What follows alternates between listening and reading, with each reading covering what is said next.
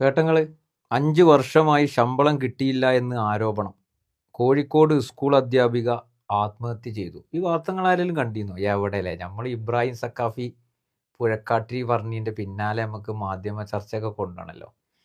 ഏതായാലും കോടഞ്ചേരിയിലാണ് അധ്യാപികയെ ആത്മഹത്യ ചെയ്ത നിലയിൽ കണ്ടെത്തി. Kodenchery saint Joseph LP school അധ്യാപിക അലീന ബെന്നിയെ 29 വയസ്സുള്ളൂ തൂങ്ങി മരിച്ച നിലയിൽ കണ്ടെത്തിയത്. ഇതിൻ്റെ സംഭവം എങ്ങനെയാണെന്നറിയാം നിങ്ങൾക്ക്? ആരും ഇതിൽ ചർച്ചയ്ക്ക് വരില്ല കേട്ടോ. കാരണം ഉന്നതന്മാരായ ആളുകളാണ്, രാഷ്ട്രീയപരമായി ഉപയോഗിക്കുന്ന ആളുകളാണ്. അതുകൊണ്ട് ഒരു യൂത്ത് കോൺഗ്രസ്സുകാരനോ ഒരു DYFIക്കാരനോ ഒന്നും തന്നെ ഇതിനെതിരെ ശക്തമായി രംഗത്ത് വരില്ല. മാധ്യമങ്ങളിൽ വലിയ ചർച്ച ഉണ്ടാവില്ല. എന്നാൽ ഇത് ഭയങ്കരമായ അനാസ്ഥയാണ്. ഇത് ശരിക്കും സമൂഹം തിരിച്ചറിയേണ്ട വിഷയമാണ്, ചർച്ച ചെയ്യേണ്ട വിഷയമാണ്. 13 ലക്ഷം രൂപ കൈക്കൂലി വാങ്ങിയാണ് ജോലി കൊടുത്തിരിക്കുന്നത്. 13 ലക്ഷം റുപ്യ ഈ ആത്മഹത്യ ചെയ്ത ഈ ടീച്ചറുടെ കുടുംബത്തിൽ നിന്ന് ഇവർ വാങ്ങിയിട്ടുണ്ട്. 30 ലക്ഷമാണ് മാർക്കറ്റ് കൈക്കൂലി, അതായത് ജോലിയിൽ പ്രവേശിക്കാൻ എടുക്കാൻ വേണ്ടിയിട്ട്. അപ്പോൾ ഈ പറയുന്ന അധ്യാപികയുടെ കയ്യിൽ അതില്ലാത്തത് കൊണ്ട്, പാവപ്പെട്ട കുടുംബമായതുകൊണ്ട് 5 വർഷത്തെ സാലറി, 13 ലക്ഷത്തിന് പുറത്ത് 5 വർഷത്തെ സാലറി കൂടി എന്ത് ചെയ്യാം, കമ്പനിക്ക് കൊടുക്കാമെന്ന് ഉദ്യോഗാർത്ഥിയിൽ നിന്ന് എഴുതി വാങ്ങിച്ചു. എന്നിട്ട് 1 രൂപ പോലും വാങ്ങാതെ 29 വയസ്സുകാരിയായ ഒരു സ്ത്രീ, ഒരു കുടിയേറ്റ കർഷകന്റെ മകൾ 5 വർഷം ജോലി ചെയ്തു, 10 പൈസ വാങ്ങാതെ. ചർച്ച ചെയ്യരുത് കേട്ടോ, ആരും ചർച്ച ചെയ്യരുത്. നമുക്ക് ഇവരുടെയൊക്കെ സ്ത്രീകളുടെ വിഷയങ്ങളിൽ വേറൊരു തരത്തിലാണെന്നുണ്ടെങ്കിൽ മാത്രം ചർച്ച ചെയ്താൽ മതി. സ്കൂൾക്ക് പോകാനുള്ള ബസ് ചാർജ്, മറ്റ് ചെലവുകളൊക്കെ ഉണ്ടാവുമല്ലോ, അതൊക്കെ സഹപാഠികളിൽ നിന്നും മറ്റു അയൽവാസികളിൽ നിന്നും അറിയുന്ന ആളുകളിൽ നിന്നൊക്കെ കടം വാങ്ങിയൊക്കെ ഒരു അധ്യാപിക ജോലി ചെയ്തോലോ നമ്മളെ കേരളത്തിൽ. നിങ്ങൾ ആരെങ്കിലും അറിഞ്ഞിട്ടുണ്ടോ? എവിടെ സ്ത്രീ ശാക്തീകരണത്തിൻ്റെ അങ്ങേ തല പറയുന്ന ആൾക്കാരുണ്ടെങ്കിൽ ഒന്നും ഇങ്ങോട്ട് വരി. നിങ്ങളാരും ഇത് അന്തിച്ചർച്ചയാക്കൂലല്ലോ, ആരും ഇതിനെതിരെ ശക്തമായ പ്രതിഷേധമല്ലല്ലോ. വേണ്ട. അങ്ങനെ 5 വർഷം ആ പാവപ്പെട്ട സ്ത്രീ ജോലി ചെയ്ത് 5 വർഷം കഴിഞ്ഞപ്പോഴാണ് താൻ കബളിപ്പിക്കപ്പെട്ട വിവരം മനസ്സിലാകുന്നത്. അതായത് പെർമനന്റ് നിയമനമല്ല, വ്യാജ ഓഫറായിരുന്നു, പോസ്റ്റായിരുന്നു എന്നുള്ളത് ഈ പറയുന്ന അധ്യാപിക തിരിച്ചറിഞ്ഞ് അതിൽ മനംനൊന്ത് ആത്മഹത്യ ചെയ്യാണ്. ഈ കമ്പനി മുതലാളി ആരാന്ന് നിങ്ങൾക്ക് അറിയണ്ടേ? താമരശ്ശേരി രൂപതയാണ്.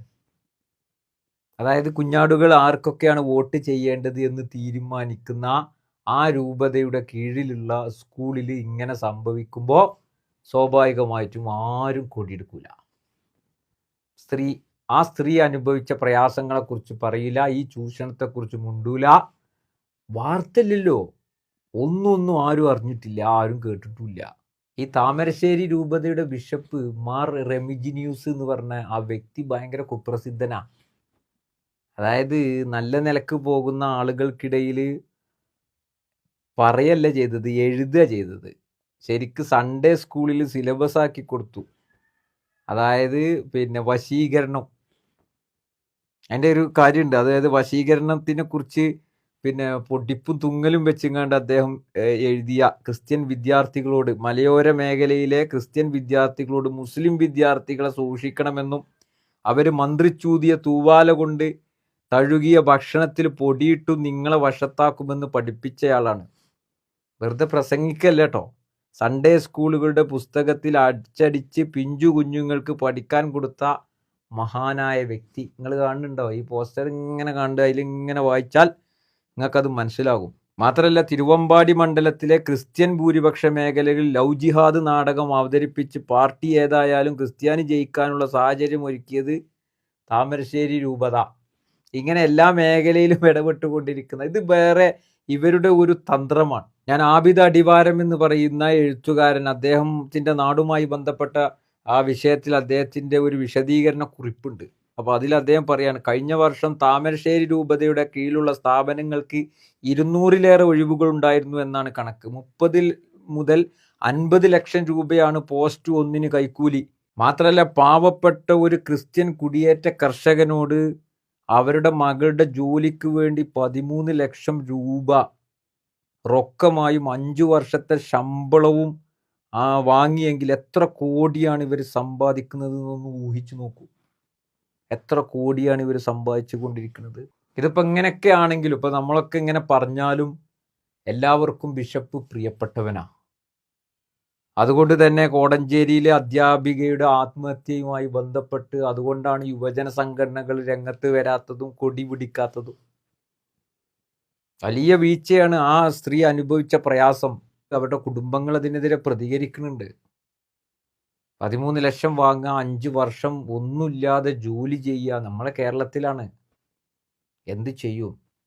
എന്നിട്ട് പിന്നീട് ബോധ്യപ്പെടുകയാണ് ഞാൻ വ്യാജ ഓഫറായിരുന്നു, നിയമനമായിരുന്നു എന്ന് ബോധ്യപ്പെടുമ്പോൾ ആ കഴിഞ്ഞ വർഷങ്ങളെക്കുറിച്ച്, അവരെടുത്ത എഫേർട്ടിനെ കുറിച്ച് അവർ ചിന്തിച്ചിട്ടുണ്ടാകാം. സ്വാഭാവികമായിട്ടും ജീവിതം തന്നെ വഴിമുട്ടിയ അവസ്ഥ. അവർ ആത്മഹത്യയിലേക്ക് പോവാണ്. ഒരു കുടുംബം അനാഥമാക്കുകയാണ്. കാരണക്കാരാരാ? എവിടെ നിയമ സംവിധാനങ്ങൾ? ശക്തമായ അന്വേഷണം നടക്കേണ്ടതില്ലേ? എവിടെ എൻഫോഴ്സ്മെന്റ് ഡയറക്ടറേറ്റ്? ഇവർക്കെതിരെ ശക്തമായ രീതിയിൽ മുന്നോട്ട് പോകേണ്ടതില്ലേ? എന്തൊക്കെയാണ്, ആരിൽ നിന്നൊക്കെയാണ് ഇങ്ങനെ കബളിപ്പിക്കപ്പെട്ട് പണം വാങ്ങിയത് എന്ന് അന്വേഷിക്കേണ്ട അന്വേഷണ ഏജൻസികൾ, സർക്കാർ കണ്ണ് തുറന്ന് ഇതിൽ ഇടപെടേണ്ടതില്ലേ? അലീന ബെന്നി എന്ന് പറയുന്ന 29 വയസ്സുള്ള ആ ഒരു അധ്യാപിക ആത്മഹത്യ ചെയ്യുമ്പോൾ അതിൽ ഇത്ര ലക്ഷം രൂപ വാങ്ങി 5 വർഷം ഒരു ശമ്പളവുമില്ലാതെ അങ്ങനെ ജോലി ചെയ്യേണ്ട ആ ഗതികെട്ട അവസ്ഥ, പിന്നീട് കബളിപ്പിക്കപ്പെട്ടു എന്ന് തിരിച്ചറിയുന്ന അവസ്ഥ, ഇതൊക്കെ കുടുംബങ്ങൾ ആരോപിക്കുമ്പോൾ അതിലൊരു അന്വേഷണം നടക്കേണ്ടതുണ്ട്. ശക്തമായ പ്രതിഷേധം നടക്കേണ്ടതുണ്ട്. മാത്രമല്ല നമ്മുടെ രാജ്യത്തെ സാമ്പത്തിക സ്രോതസ്സുകളെക്കുറിച്ച് അന്വേഷിക്കുന്ന അന്വേഷണ ഏജൻസികൾ എന്തുകൊണ്ട് ഇത്തരത്തിലുള്ള കാര്യങ്ങളിൽ ഇടപെടുന്നില്ല എന്നുകൂടി നമ്മൾ മനസ്സിലാക്കേണ്ടതുണ്ട്. സർക്കാർ ഇതിൽ നടപടി ഉണ്ടാകണം. ആ പാവപ്പെട്ട അധ്യാപിക, ആ പാവപ്പെട്ട കുടുംബം, ആ സ്ത്രീ അനുഭവിച്ച പ്രയാസങ്ങൾ, ആരിൽ നിന്നാണോ ബുദ്ധിമുട്ടുണ്ടായിട്ടുണ്ടെങ്കിൽ അത്തരക്കാർക്കെതിരെ ശക്തമായ രീതിയിലുള്ള നടപടികൾ സ്വീകരിക്കണം. നോക്കൂ, നമ്മുടെയൊക്കെ രാഷ്ട്രീയ ബോധം പോയി കിടക്കുന്നത് എവിടെയാണ്? അതായത് അപ്പുറത്ത് ഉന്നതരാണെങ്കിൽ യാതൊരു തരത്തിലും അവർക്കെതിരെ മിണ്ടരുത് എന്നുള്ള അത്തരം കാര്യങ്ങളാണ് എങ്കിൽ എങ്ങോട്ടാണ് നമ്മുടെ രാഷ്ട്രീയ ബോധം, നമ്മുടെ ജനാധിപത്യ ബോധം, നമ്മുടെ പ്രതികരിക്കാനുള്ള അങ്ങനെയുള്ള ചിന്ത? ഇതൊക്കെ ആർക്ക് വേണ്ടിയാണ് നമ്മൾ പണയം വെച്ചിരിക്കുന്നത് എന്നുകൂടി നമ്മൾ ശ്രദ്ധിക്കേണ്ടതുണ്ട്. എല്ലാം ചർച്ച ചെയ്യുന്ന ഇബ്രാഹിം സഖാഫി പുഴക്കാട്ടിരി എന്തോ ഒരു പ്രസംഗത്തിൽ ഒരു വിഷയത്തെ സംസാരിച്ചപ്പോൾ ഒരു സ്ത്രീക്ക് നേരെയുള്ള കടന്നുകയറ്റമാണ് എന്ന് പറഞ്ഞുകൊണ്ട് വാചാലമായി നിന്ന ആളുകൾ ഒക്കെ തന്നെ എന്തുകൊണ്ട് ഈ പറയുന്ന അധ്യാപികയുടെ കാര്യത്തിൽ മൗനമായി നിൽക്കുന്നു എന്നുള്ളത് കൂടി ഈ സന്ദർഭത്തിൽ ചോദിച്ചുകൊണ്ട് ശക്തമായ പ്രതിഷേധം ഈ വിഷയത്തിൽ അറിയിച്ചുകൊണ്ട് സർക്കാർ ഇതിന് നടപടി ഉണ്ടാവണമെന്ന് അറിയിച്ചുകൊണ്ട് നിർത്തുന്നു. നന്ദി.